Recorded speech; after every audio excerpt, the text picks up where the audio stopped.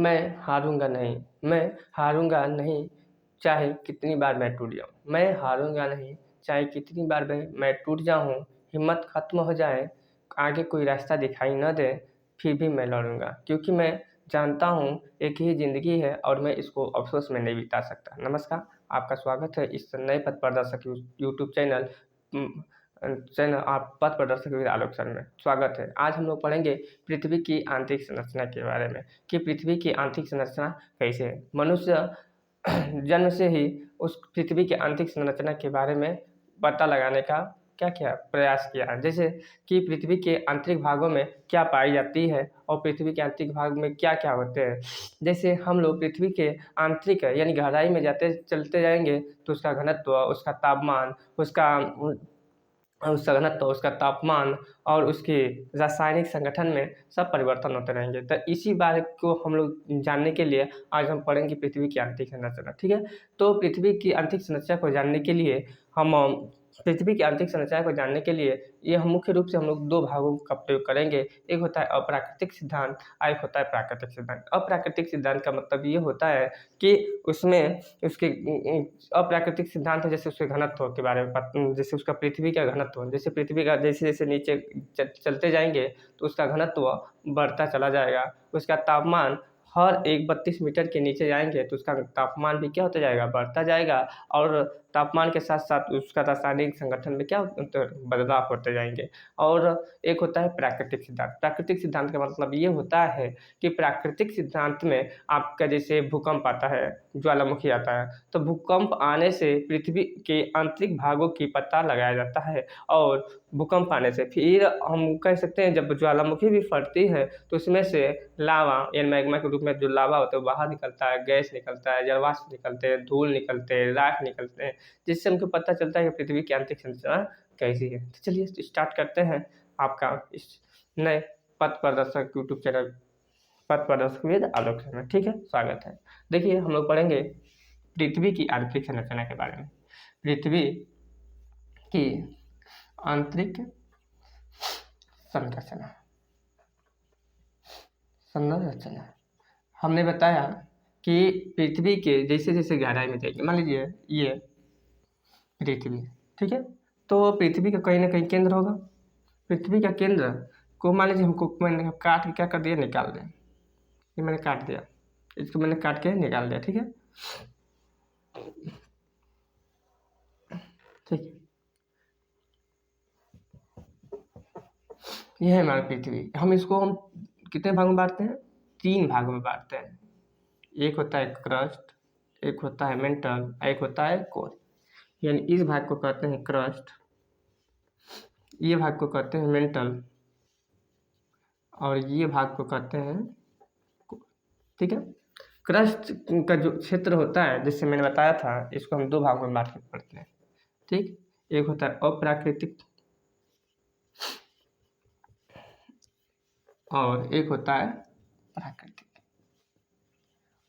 अप्राकृतिक में जैसे हम लोग क्या पढ़ते हैं, घनत्व। जैसे जैसे नीचे जाएंगे इसका घनत्व क्या होता जाएगा, बढ़ता चला जाएगा।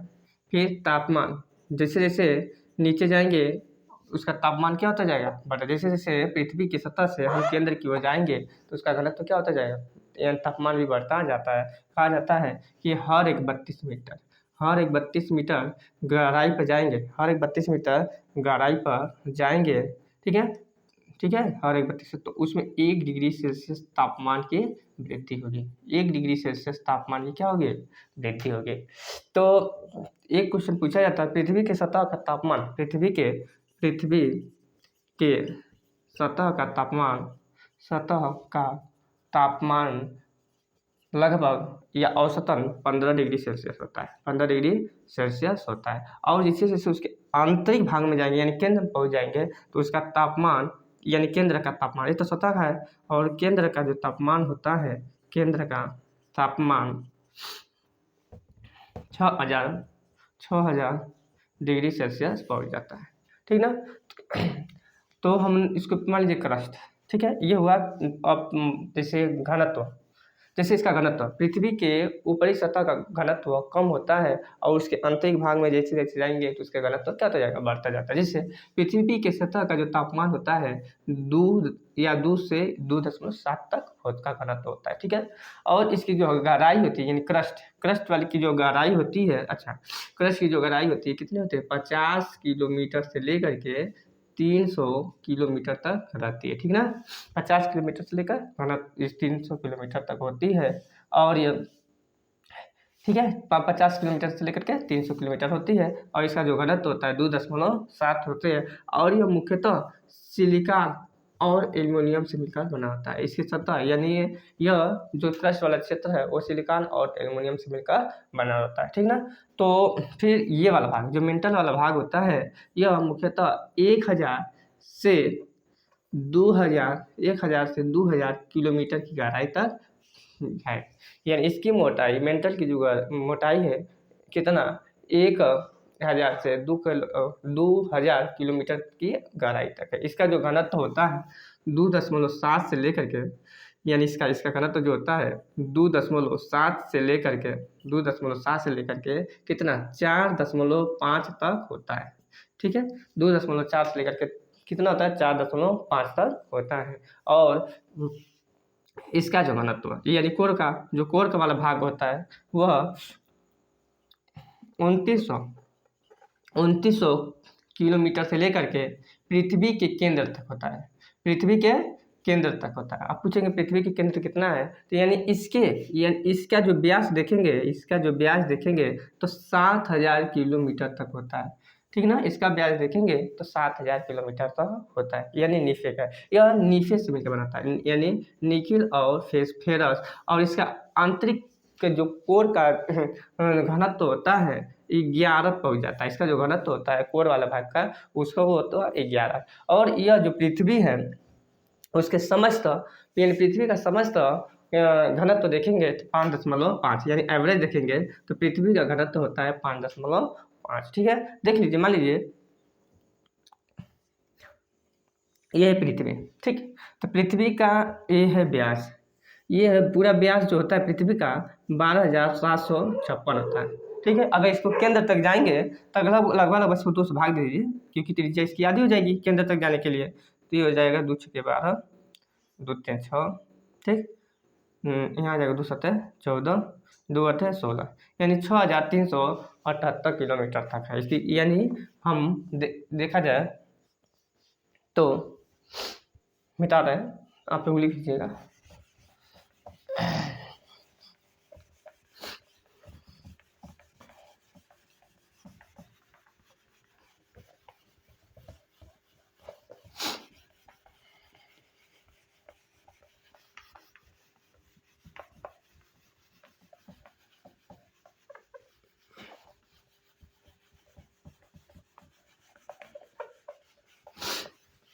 देखिए मान लीजिए ये पृथ्वी है तो इसका जो घनत्व होता है कितना आया था 12,756 को मैंने 2 से विभाजित कर दिया था। तो 2 × 12 2 × 6 2 × 7 14 2 × 8 16 यानी 6378 किलोमीटर है इसकी गहराई। यानी इसके केंद्र तक जाएंगे तो इसकी गहराई हो जाएगी 6378 किलोमीटर, ठीक है।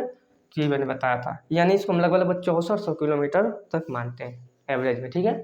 ठीक है, तो हमने बताया था कि क्या होता है एक अप्राकृतिक में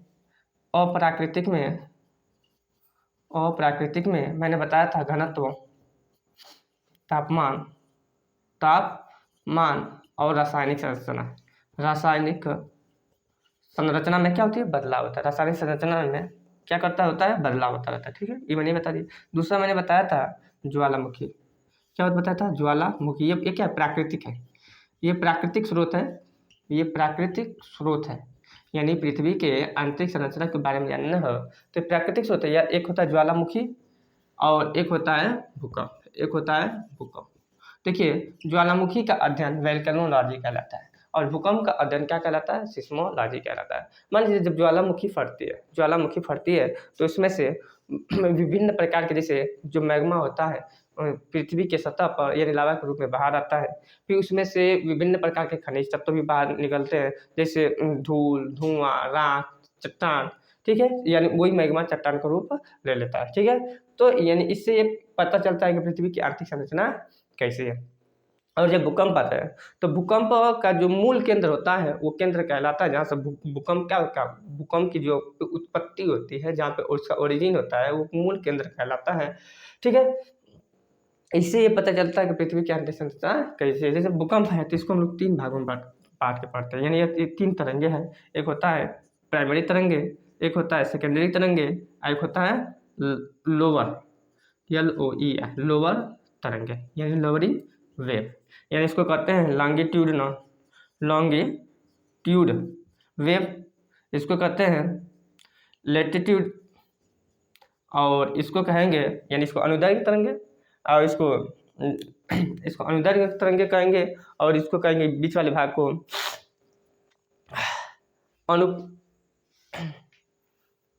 ठीक है, यानी इसको कहेंगे आड़ी तरंगे, यानी इसको कहते हैं आड़ी तरंगे, यानी तिरछी चलती है आड़ी तरंगे, या इसको कहते हैं ट्रांसवर्स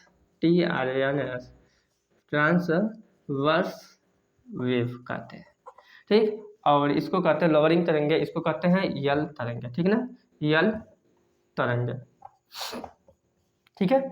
देखिए यह जो भी धाराएं होती है, यानी जो पी तरंगे होते हैं, जो लॉन्गिट्यूड तरंगे होती है, क्या होते हैं लॉन्गिट्यूडनल, ठीक है, लॉन्गिट्यूडनल तरंगे, ठीक है, कि यह जो तरंगे होते हैं पृथ्वी के यानी धाराएं के ठीक समानांतर बहती है। यह जो तरंगे होते हैं धाराएं के क्या करते हैं, समानांतर चलती है, और इसका जो क्या होता है गति होती है 6 किलोमीटर प्रति सेकेंड से लेकर के 9 किलोमीटर प्रति सेकेंड तक पहुंच जाती है। इसकी जो गति है 6 किलोमीटर से लेकर के 9 किलोमीटर प्रति सेकेंड तक पहुंच जाती है। ये इसको कहते हैं आड़ी तरंगे या ट्रांसवर्स तरंगे। यह धारा के ठीक समकोण में क्या करती है, फ्लो करती है, यानी तरंगे गति करते हैं। यह जो तरंगे होते हैं यानी एक होते हैं प्राइमरी तरंगे, यानी एक होता है सेकेंडरी तरंगे। तो यह जो भी तरंगे जो धाराएं होती है ठीक उसके क्या करते हैं, समकोण गति करती है, और यह 4 किलोमीटर प्रति सेकेंड से लेकर 4 किलोमीटर प्रति सेकेंड से लेकर के 2 किलोमीटर तक क्या करती है, गति करती है, ठीक ना, इसकी जो तरंगे होती है। और जो ये लोअरिंग तरंगे होते हैं, जो यल तरंगे होती है, यह 2 किलोमीटर प्रति सेकेंड से क्या करती है, गति करती है, और यह पृथ्वी के सतह तक ही रह जाती है, और यह पृथ्वी के सतह तक ही रह जाती है, यानी। और इसका रासायनिक संगठन का मतलब मैंने बताया कि जैसे ऊपर यानी पृथ्वी के क्रस्ट एरिया में क्या पाया जाता था, सिलिकॉन और एल्युमिनियम, जिसे हम Cr कहते थे। फिर जैसे आप मेंटल में जाएंगे तो क्या क्या पाया जाता है सिलिकॉन और मैग्नीशियम, और नीफे में जाएंगे यानी कोर में जाएंगे तो निकिल और फेरस के पाया जाता है, ठीक है। तो देख लीजिए उसको भी।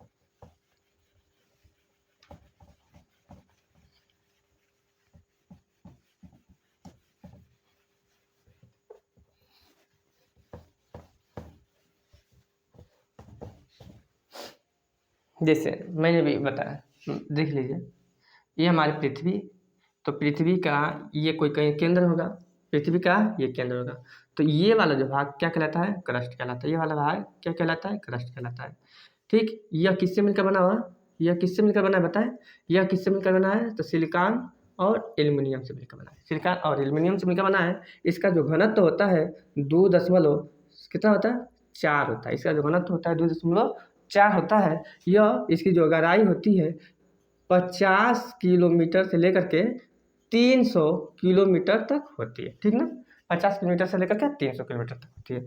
ये इसको हम कहते हैं मेंटल, इसको कहते हैं क्या, मेंटल ठीक है, यह सिलिकॉन और मैग्नीशियम से मिलकर बनी होती है। यह सिलिकॉन और मैग्नीशियम से मिलकर बनी होती है और इसका जो घनत्व होता है 2.7 से लेकर के 4.5 तक पहुँच जाता है। और इसकी जो गहराई होती है गहराई 1000 किलोमीटर से लेकर के 2000 किलोमीटर तक होती है। ठीक है, और ये इसको कहते हैं मेंटल। यह पृथ्वी के 2900 किलोमीटर से लेकर के पृथ्वी के केंद्र तक होती है। इसका व्यास मैंने बताया था 7000 किलोमीटर तक है। किसका? खाली नीचे का, यानी कोर का जो व्यास है 7000 किलोमीटर है। ठीक है, और ये किससे मिलकर बना होता है? तो निखिल और फेरस से मिलकर बना होता है। निखिल और फेरस से मिलकर बना होता है। इसका जो घनत्व होता है 11 तक पहुंच जाता है। इसका जो घनत्व होता है कितना? 11 तक पहुंच जाता है। और उस एक पृथ्वी का एवरेज घनत्व पूछा जाता है तो कितना पहुंच जाता है? तो 5.5। ठीक है, उम्मीद है आप लोगों को यह समझ में आया होगा। पिछले वीडियो में मैंने जैसे भूगोल, आधुनिक भूगोल के जो पिता है, मैंने एबी अलेक्जेंडर बता दिया था, जो कि गलत है।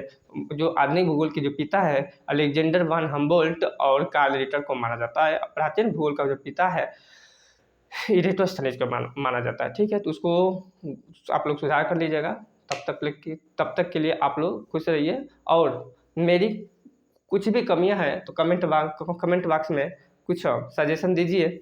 ठीक है, और आपके लिए एक प्रश्न है कि पृथ्वी के केंद्र का जो क्या होता है, पृथ्वी के केंद्र का घनत्व कितना होता है, और जो पृथ्वी का जो केंद्र में उसका घनत्व कितना होता है, और जो पृथ्वी का जो केंद्र है उसमें किस तत्व से वो मिलकर बना है।